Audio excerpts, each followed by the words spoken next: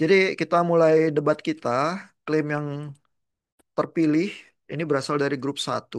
Bunyinya adalah iman Kristen masa kini lebih meyakinkan ketika menerima konteks historis Perjanjian Lama dan bukti ilmiah evolusi sebagai cara Allah berinkarnasi dalam sejarah daripada menolak keduanya demi mempertahankan literalitas teks. Nah, silakan grup satu kalau ada yang mau dijelaskan dari klaim ini.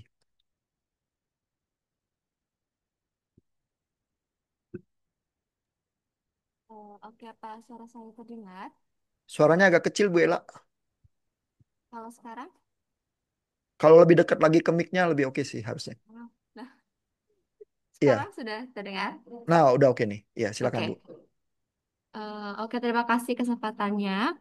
Saya sedikit mengulang lagi. Saya mengklaim bahwa iman Kristen masa kini lebih meyakinkan ketika menerima konteks historis Perjanjian Lama dan bukti ilmiah evolusi sebagai cara Allah berinkarnasi dalam sejarah daripada menolak keduanya demi mempertahankan literalitas teks. Maksudnya apa? Maksudnya adalah iman Kristen masa kini lebih condong, lebih meyakinkan ketika kita berani untuk menerima konteks historis Perjanjian Lama dan bukti ilmiah evolusi sebagai cara Allah untuk berinkarnasi dalam sejarah daripada menolak keduanya demi mempertahankan literalitas teks. Kenapa demikian? Karena Alkitab sendiri lahir dari lahir dari sejarah dan Perjanjian Lama itu tidak turun dari langit begitu saja, tetapi tumbuh di dalam budaya, di dalam politik, dan iman bangsa Israel kuno pada waktu itu. Sehingga memahami konteks historis itu bukan berarti meragukan firman, melainkan juga menghormati maksud sejati dari penulisnya. Dan demikian juga dengan sains, evolusi bukan sebuah ancaman bagi iman, tapi justru jendela baru untuk melihat karya Allah yang luas dan agung. Di sini kita juga bisa melihat bahwa Allah tidak hanya bekerja secara instan, tetapi juga melalui proses yang panjang, yang penuh makna.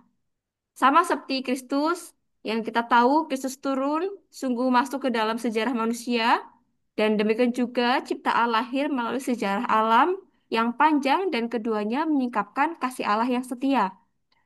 Sebaliknya, kalau misalnya kita menutup mata terhadap bukti ilmiah dan konteks historis, itu justru hanya membuat iman Kristen tampaknya rapuh dan anti-rasional. Jika kita terus memaksakan literalitas, kita juga mungkin bisa jadi akan kehilangan kesempatan untuk bersuara, meyakinkan di hadapan dunia yang sebenarnya sedang mencari kebenaran. Karena itu, iman yang kokoh sebenarnya bukanlah iman yang takut pada sejarah atau sains, justru iman yang mampu merangkulnya dan melihat jejak Allah di dalam hidup itu sendiri. Sehingga iman Kristen yang demikian seharusnya bisa lebih relevan, lebih rasional, dan dapat dipertanggungjawabkan di dalam zaman ini. Demikian. Oke, terima kasih Bu Ela. Jadi klaimnya Alkitab tumbuh dalam budaya, juga konteks sejarah, termasuk sains, sehingga bisa ada pemaknaan yang lebih mendalam. Dan kalau kita menolak hal-hal itu justru menjadi anti rasional, iman justru jadi tidak kokoh, dan iman yang diyakini oleh Bu Ela dan teman-temannya di dalam klaim itu adalah iman yang tidak takut katanya, gitu ya. Iya, Pak, betul. Nah, silakan grup 2. Apakah setuju dengan Bu Ela? Mulai dari pertama kali saya yang menjawab mungkin ya.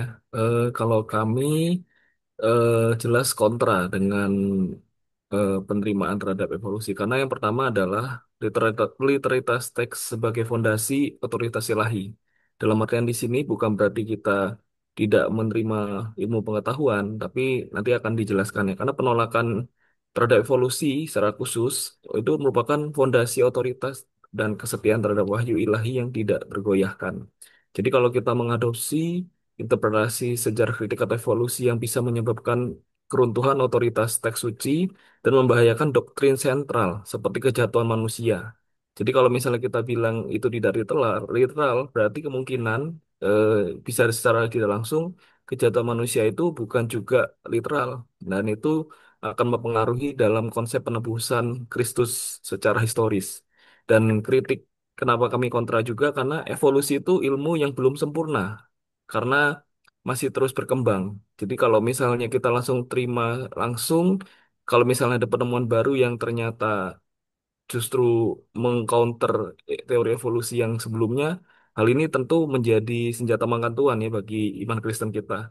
Dan sejarah perjanjian lama itu sorry dan akhirnya terjadi sinkretisme dan relativisme iman ketika kita berusaha menggabungkan evolusi dengan kritik historis perjanjian lama karena hal ini juga membuat kita itu apa ya, iman Kristen itu lemah secara tradisional dan membuka pintu bagi relativisme yang bisa menurunkan keyakinan kepada kebenaran absolut firman Tuhan. Jadi kalau kita bilang tadi apa kelompok satu bilang bahwa tumbuh dari apa latar belakang yang ada pada waktu itu kan belum ada ilmu pengetahuan ya. Jadi yang ada malah justru kita malah anakronisme ya. Kita masukkan hal yang sekarang itu dipaksakan ke masa lalu yang mungkin pada masa itu tidak bermaksud demikian. Jadi itu jawaban kami sementara. Mungkin ada teman kelompok dua yang mau nambahin. Mungkin cukup dulu ya, saya lempar ke grup satu dulu ya, yang mungkin harus mencerna argumennya. Jadi dari Pak Julius, eh, kontranya secara spesifik terhadap evolusi, karena kalau diterima katanya mengkhianati kesetiaan terhadap wahyu yang harusnya absolut. Lalu secara spesifik lagi dibilang kalau kejatuhan manusia itu account-nya itu tidak literal, maka jadi diragukan. Padahal evolusi belum sempurna teorinya. Jadi kalau nanti ada apa pembaruan nanti bukannya senjata makan tuan begitu ya dan apa menerima evolusi bukankah itu sinkretisme dan relativisme lalu apa menurunkan kadar kebenaran absolut dan melakukan dosa anakronisme ya karena sains itu modern terus dibaca ke masa lalu begitu. Itu sanggahan-sanggahannya ya, cukup kompleks juga. Grup satu, apakah setuju dengan sanggahan grup dua? Baik, kami akan mencoba menjawab ya. Sebelumnya, tentu saja kami tidak setuju dengan apa yang dikatakan oleh Pak Julius, karena jika pihak Pak Julius mengatakan bahwa membaca Alkitab secara literal adalah satu-satunya cara untuk menjaga firman Tuhan. Tapi mari kita bertanya, apakah benar demikian? Jika semua harus literal, maka kejadian satu dan kejadian dua yang memiliki urutan penciptaan berbeda justru akan saling bertentangan.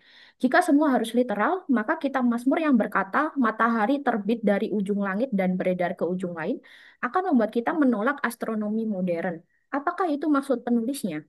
Tentu saja tidak. Membaca Alkitab secara historis dan sesuai genre justru lebih menghormati teks. Nabi-nabi menulis dalam konteks, Mazmur menulis dengan puisi, penginjil menulis dengan teologi.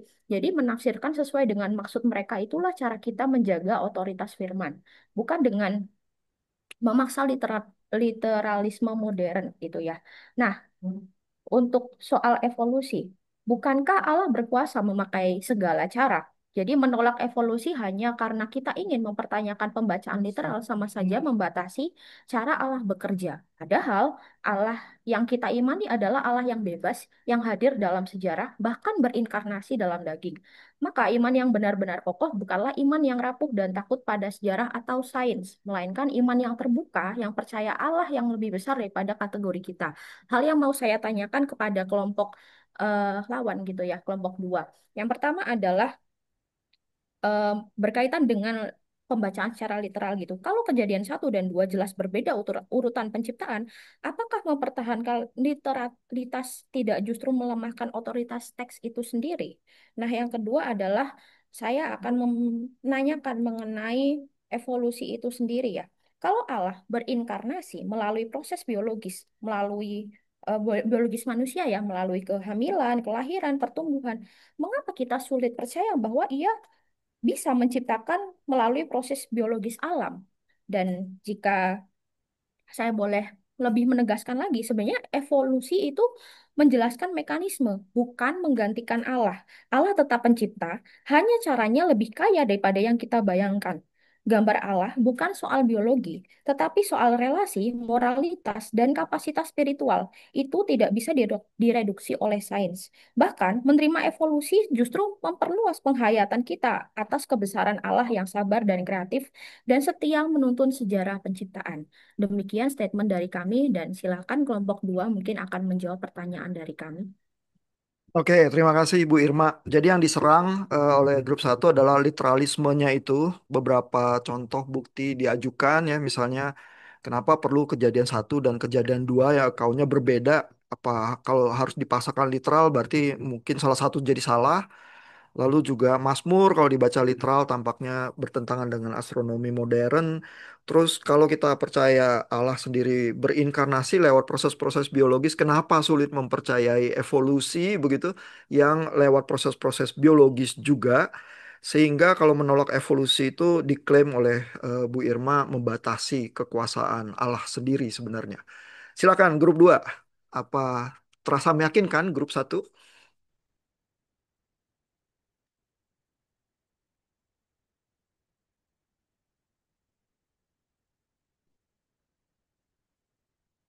Yang menyambut grup 2, silakan.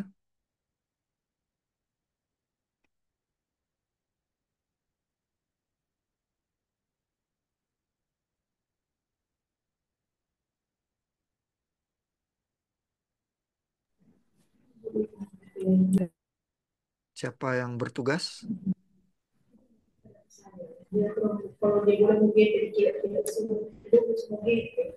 Bu Destri ya? Bu Destri kah? Ya, Oh, oke. ya, Ya, silakan Bu. ya. Terima kasih Kak Irma untuk tanggapan dan pertanyaannya. Eh, Feedback dari kami adalah ya, memang benar kita nggak bisa memaksakan literalitas teks, tetapi eh, kita, bagaimana Anda bisa menafsirkan secara dengan bukti ilmiah evolusi itu sendiri. Eh, Contoh lainnya adalah, sorry Pak, saya gugup. Ya, ya.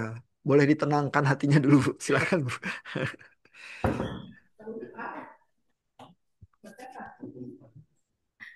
Oke. Ya, Kita dicoba lagi.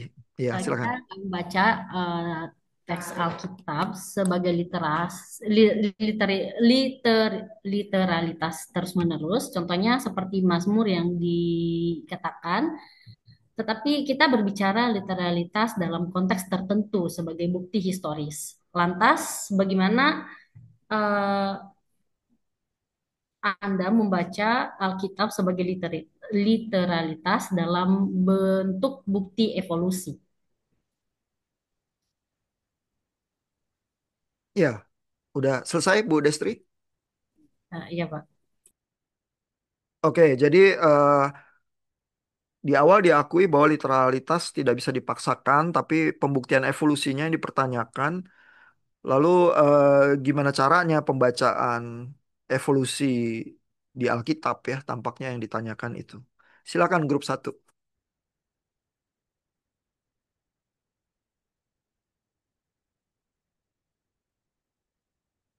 Oke, saya akan menjawab. Halo, tes, cek. Ya, Oke, terdengar Pak. Silakan. oke, saya akan membalas kembali feedback dari Bu Destri. Memang benar Bu, kita tidak bisa baca teks Alkitab terlalu literal. Tapi bagaimana? Itu tadi kan kontra bagi Bu Destri. Eh, tapi bagaimana kita bisa menafsirkan teks dengan pakai bukti ilmiah gitu? Bukan tafsir seharusnya kembali ke konteks penulis, bukan ke data sains modern. eh, Betul tafsir Alkitab harus kembali ke konteks penulis dan pada zamannya. Namun lalu dijelaskan, kita harus menjelaskan hubungan dengan sains gitu. Setelah kita pahami konteks aslinya, kita juga perlu memahami pertanyaan orang zaman ini gitu. Nah, disinilah ilmu pengetahuan jadi sahabat, bukan pengganti. Nah, jadi bukan berarti tafsir Alkitab diganti dengan sains, tapi sains dipakai untuk melihat bagaimana karya Allah bisa dipahami di zaman modern. Nah, eh, ada yang mau tambahin lagi Bu Irma? Saya akan membantu menambahkan ya, Pak. Jadi yang dikatakan oleh Felix ini benar gitu. Tadi kan Destri menanyakan gitu, sejauh mana kita membuktikan bukti literal dan bagaimana bukti sains dan sebagainya. Jadi yang mau kita garis bawahi adalah kan para arkeolog ya contohnya, itu kan sudah menemukan ada banyak penemuan, rumus-rumus dan sebagainya. Masa kita akan menolak hal itu? Itu yang pertama. Nah, yang kedua adalah apa yang dikatakan Felix itu benar karena yang menjadi poin kami adalah, bukankah Allah lebih suka bekerja secara natural ketimbang dengan hal-hal yang megah dan ajaib? Jika kita hanya melakukan pembacaan teks secara literal, lantas bagaimana kita melakukan pertanggungjawaban jika ada jemaat yang menanyakan iman dengan sains dan sejarah? Saya rasa kita sebagai calon pemimpin jemaat perlu untuk ditransformasi dengan pemikiran yang tadinya keliru menjadi pemikiran yang lebih benar lagi. Jadi pertanyaannya adalah sejauh mana peran iman kita dan bagaimana kita mempertanggungjawabkannya di tengah realita-realita yang ada ini. Nah, kami juga mau mempertanyakan kembali, jika teman-teman masih mempertahankan pembacaan secara literal, silakan memberikan bukti bagaimana cara membaca Alkitab secara literal. Itu. Terima kasih. Oke, terima kasih grup satu ya. Jadi eh, Pak Felix mulai dengan persetujuan bahwa memang literal murni nggak bisa dan tafsir harus dikembalikan ke dalam konteks teks kunonya, tapi karya Allah dipahami di dalam modernitas ya lewat sains. Dan Bu Irma lebih jauh mendorong lagi bahwa Allah suka kok bekerja lewat cara-cara natural dan menyerang balik dengan bilang kalau memang harus literal, lantas gimana caranya membaca literal dan memberikan pertanggungjawaban di zaman modern ini? Grup 2.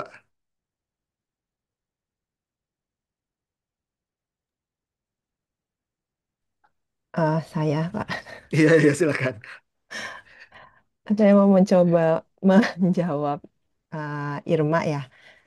Eh, Memang kita bisa melihat bahwa realitas sekarang tuh bisa memberi eh, apa ya rasa cemas ya, dan juga bagaimana melihat Alkitab secara literal itu. Dan mungkin tidak mudah buat kita semua bahwa melihat Alkitab ini menjadi jawaban yang bisa menolong kita secara literal sekali, tetapi bagaimana iman itu memberikan kita tuh jangkar pengharapan gitu. Dan juga kita menjadi berani dari apa yang sudah kita baca di Alkitab ini tanpa kehilangan arah. Jadi ada arah yang diberikan oleh Alkitab itu membuat kita melewati masa-masa sulit gitu. Dan eh, mungkin juga mm, iman itu bukan sekedar percaya ya, tapi percaya tanpa bukti, tapi lensa untuk menafsirkan realita. Ya, Itu apakah saja dulu. oke, itu ya. Jadi kembali dibilang bahwa literalisme memang nggak bisa dipaksakan, tidak selalu menolong ya. Itu kalimat yang dipakai oleh Bu Email. Tapi Alkitab bisa memberikan harapan dan arah kalau ada kecemasan. Begitu yang ditawarkan dari pembacaan Alkitabnya ya. Mungkin maksudnya klaimnya adalah bahkan kalau literal pun ada pengharapan dan apa arah yang bisa ditawarkan. Grup satu. Nggak tahu ya Pak ya. Ini dari yang dari saya tangkap adalah Bu Email ini secara nggak langsung sudah setuju dengan bahwa pembacaan Alkitab tuh nggak bisa dibaca dengan literal. Yang saya tangkap. Terus apa namanya? Kalau dari sisi secara gampangnya, kalau kita ke toko buku, kita lihat di mana diletakkan Alkitab, apakah di rak buku sains atau di rak buku tertentu. Kalau ini udah beda, berarti kita tahu cara cara bacanya sudah pasti berbeda. Nah, dari sini balik lagi dengan tadi dengan evolusi, dengan apa namanya dibandingkan dengan history, dengan eh, Alkitab yang kita lihat di sini kalau dibaca Genesis yang dibandingkan dengan literatur di apa Asia apa yang Asia itu Pak, yang Asia kuno itu sama-sama alegori. Jadi di sana itu apa namanya? Kita bacanya tahu ini bukan literal, ini bacanya harus alegori.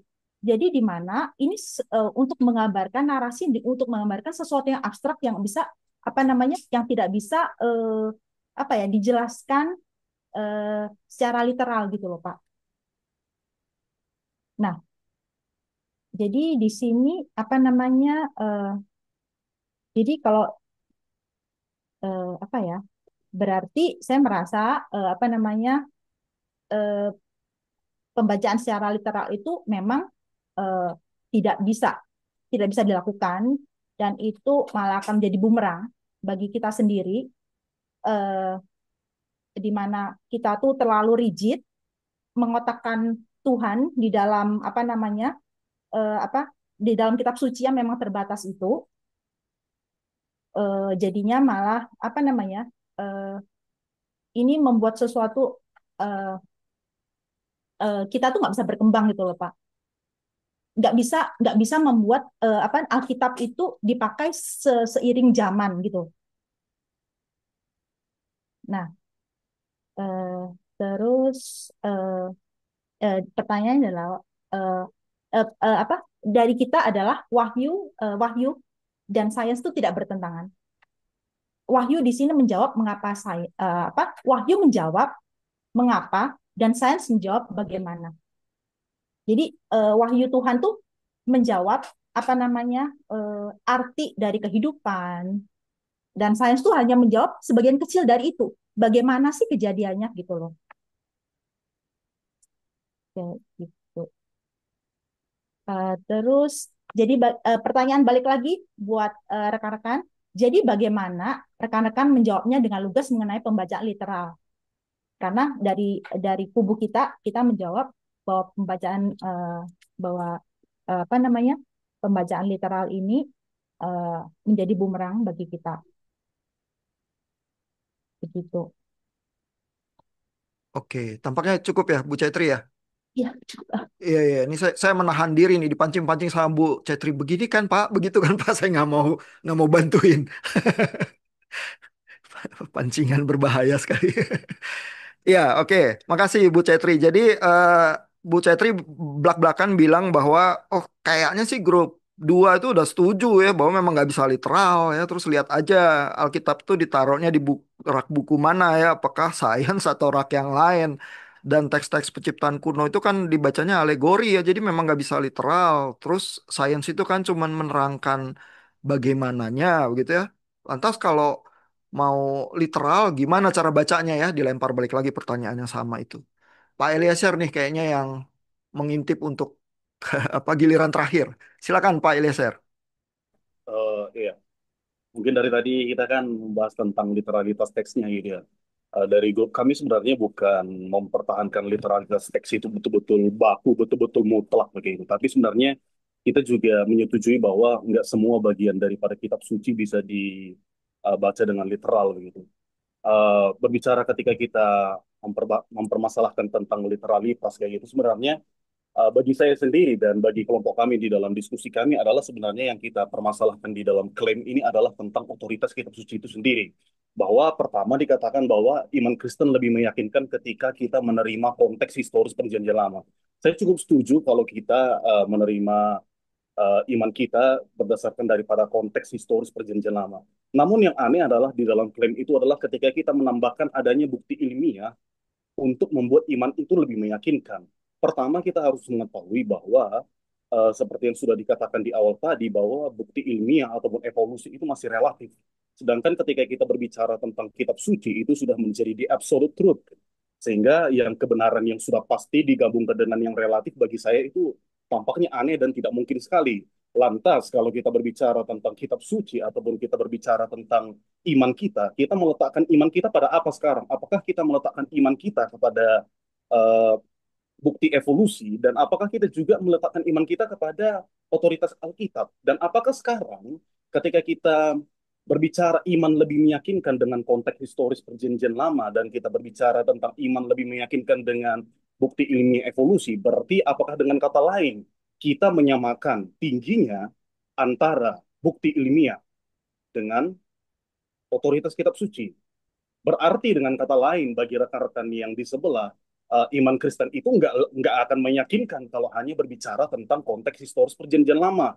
Bagi rekan-rekan sekalian yang di sebelah, mungkin bagi rekan-rekan bahwa iman Kristen itu lebih meyakinkan kalau ada bukti ilmiahnya. Nah, berarti di dalam unsur iman yang ada kita punya pada sekarang adalah ada dua hal. Pertama, konteks historis perjanjian lama.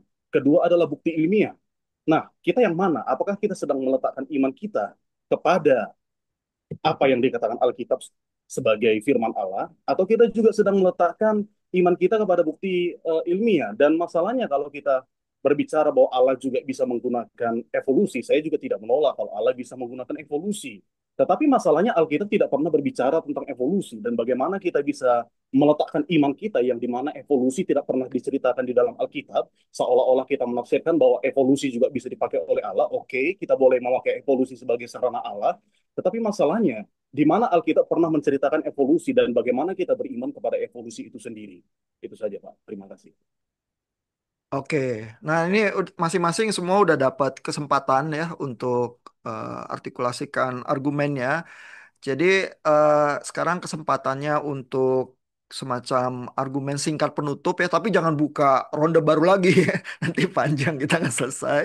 Eh, Kalimat penutup sama rangkuman aja yang singkat ya.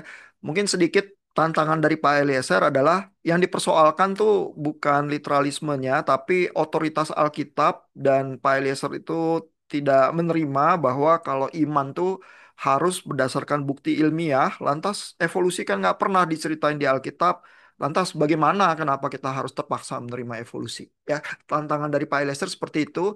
Grup satu, kalimat penutup dan rangkuman singkat. Silakan. Sedikit menjawab dari Bang Eliezer, memang benar tidak semua hal dituliskan di dalam Alkitab. Tapi sekali lagi, kalau misalnya kita mempertahankan literalitas Alkitab, justru seharusnya dengan memahami genre dan konteks historis, kita justru menghormati teks dengan maksudnya gitu.